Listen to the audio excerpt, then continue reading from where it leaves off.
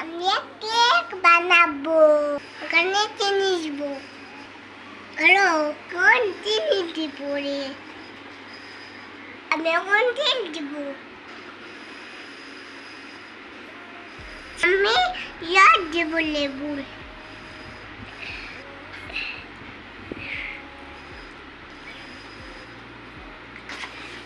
এগুলো ফোলার কাছে করবো। এখন গোল দুধ দিব। এগুলো এগুলি হয়ে গেছে এগুলা। অল্প করে আগে দিব। এগুলো পিন মেটাবো।